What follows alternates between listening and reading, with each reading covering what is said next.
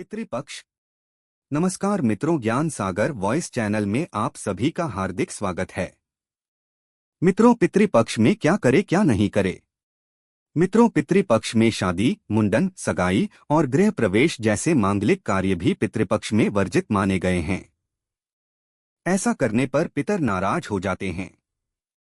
रात में न करें ये काम। पितृपक्ष में पितृ का तर्पण व श्राद्ध सूर्य की रोशनी में ही करना चाहिए।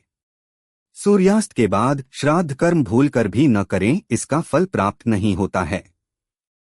शास्त्रों में पितरों का श्राद्ध करने के दौरान कुछ वस्तुओं को वर्जित बताया गया है।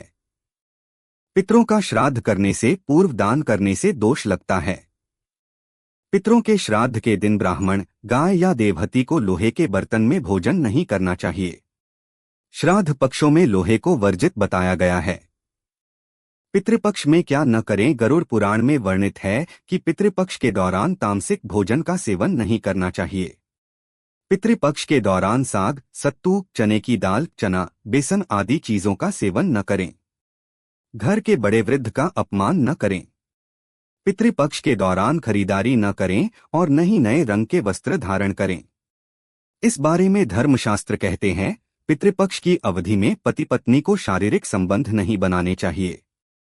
इस अवधि में यदि वे इंद्रियों पर संयम रखें तो बेहतर होता है। इस अवधि में गर्भ धारण करने से संतान को सेहत से जुड़ी समस्याएं हो सकती है। यही नहीं, पैदा होने वाली संतान विकृत हो सकती है।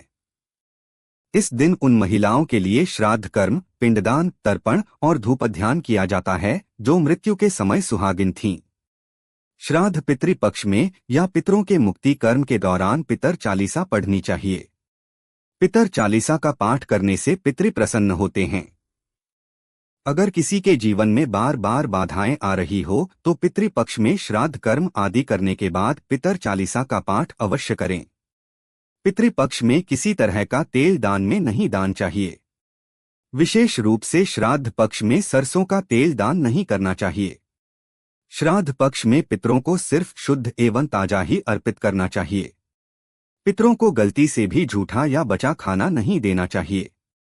पितर दोष के और भी दुष्परिणाम देखे गए हैं, जैसे कई असाध्य व गंभीर प्रकार का रोग होना, पीढ़ियों से प्राप्त रोग को भुगतना या ऐसे रोग होना जो पीढ़ी दर पीढ़ी चलता रहे। पितर दोष का प्रभाव घर की स्त्रियों पर भी रहता है। शास्त्रों के अनुसार घर के मुखिया या प्रथम पुरुष अपने पितरों का श्राद्ध कर सकता है। अगर मुखिया नहीं है तो घर का कोई अन्य पुरुष अपने पितरों को जल चढ़ा सकता है। इसके अलावा पुत्र और नाती भी तर्पण कर सकता है। पिता का श्राद्ध पुत्र को ही करना चाहिए। पितृपक्ष में पितरों के लिए तर्पण, पिंडदान, श्राद्ध, ब्राह्मण भोज आदि किया जाता है। साथ ही पितृपक्ष की तिथियों पर पितरों की पूजा करके उनको तृप्त किया जाता है। पितृदेवता हमारे पूर्वजों को नहीं बल्कि उन देवताओं को कहते हैं जो हमारे प्रियजनों को उत्तम गति की ओर ले जाते हैं और उन्हें प्रेत के सबसे अंधकारमय क्षेत्रों से गुजरने का रास्ता दिखाते हैं। प्रत्येक आत्मा जो मनुष्य जन्म की उपाधि या रूप लेती है, 5 ऋणों या ऋणों के साथ पैदा होती है। पितरों को श्रद्धांजलि देने का समय है। पितृपक्ष। इस साल श्राद्ध पक्ष कब से शुरू हो रहे हैं, इसका समापन कब होगा, पितृपक्ष में कौन से काम नहीं करना चाहिए, यहाँ जान लें। पितर का तर्पण, पिंडदान और श्राद्ध कर्म करने का समय होता है पितृपक्ष। मान्यता है कि पितृपक्ष में पूर्वजों की आत्मा की शांति के लिए किए श्राद्ध दान परिवार को खुशहाली प्रदान करता है, वंश वृद्धि होती है, 7 पीढ़ियां तर जाती है, पितृदोष समाप्त होता है। इस साल पितृपक्ष 17 सितंबर 2024 को पूर्णिमा से शुरू हो रहा है। इसकी समाप्ति 2 अक्टूबर 2024 को सर्व पितृ अमावस्या पर होगी। पहला श्राद्ध 18 सितंबर को होगा। जाने श्राद्ध पक्ष में क्या नहीं करना चाहिए, पितरों की पूजा कैसे की जाती है, श्राद्ध क्यों किया जाता है। मार्कंडेय पुराण के अनुसार श्राद्ध से तृप्त होकर पितृगण श्राद्धकर्ता को दीर्घायु, संतति, धन, विद्या, सुख, राज्य, स्वर्ग और मोक्ष प्रदान करते हैं।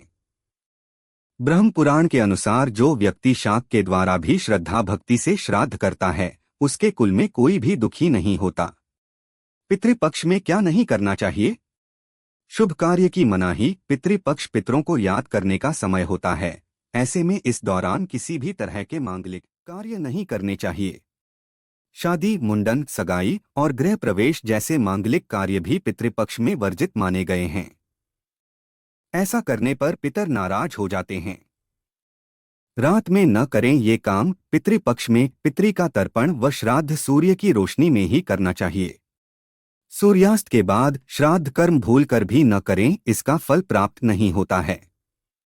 पितृगण सूर्य की रोशनी में ही धरती पर आते हैं और अन्नजल ग्रहण करते हैं। नई शुरुआत। पितृपक्ष में कोई भी नया बिजनेस, नया कार्य, नई नौकरी की शुरुआत नहीं करना चाहिए। मान्यता है इससे जीवन में संघर्ष बढ़ जाता है। कार्य में सफलता की संभावनाएं कम होती है। घर का निर्माण कार्य, नए घर में शिफ्टिंग, किराए के घर में कलश स्थापना भी न करें।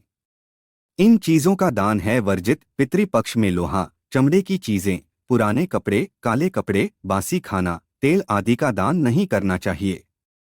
मान्यता है इससे पितर नाराज हो जाते हैं।